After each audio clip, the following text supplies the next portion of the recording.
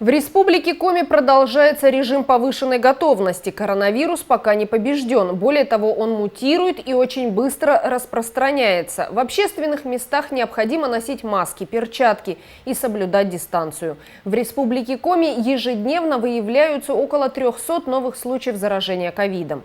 В борьбе с пандемией специалисты возлагают большие надежды именно на вакцинирование населения. Эпидемиологи считают, что вакцинация – самый эффективный способ защиты от новой коронавирусной инфекции. Специалисты уверены, только коллективный иммунитет позволит победить пандемию COVID-19. Вакцинироваться можно каждые полгода в зависимости от иммунитета. Только определенный уровень антител может защитить от заражения. Если уже вакцинированный человек заболел, сколько раз ему нужно еще прививаться?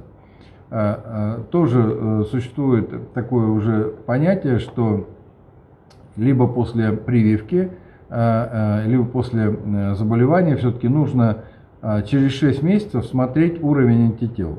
Если уровень ниже того, который достаточен для защиты вас от повторного заболевания, а это может прокомментировать только врач, то, конечно, нужно повторно вот через 6 месяцев, либо после заболевания, либо после вакцинации, сделав анализ на уровень антител и получив ответ у врача, что уровень антител снизился и он недостаточен для того, чтобы быть безопасным, да, от заражения, нужно повторно прививаться обязательно.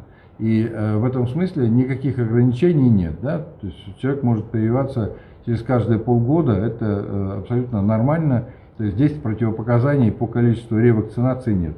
По данным Роспотребнадзора, за последние 5 дней с 16 по 20 июля в Интинском округе выявлено 46 новых случаев заражения коронавирусной инфекцией. За это время подтверждено 3 летальных исхода. На стационарном лечении в инфекционном отделении Интинской ЦГБ сейчас находятся 22 пациента. Амбулаторно, оставаясь в условиях карантина с подтвержденным диагнозом COVID-19, проходят лечение 36 человек. Под медицинское наблюдение взяты 47 жителей округа. Всего с начала пандемии в Инте зарегистрировано 773 случая заражения новой коронавирусной инфекцией. Общее число выздоровевших за все время наблюдения – 680 человек. Официально подтверждено 35 случаев летального исхода у пациентов с коронавирусом.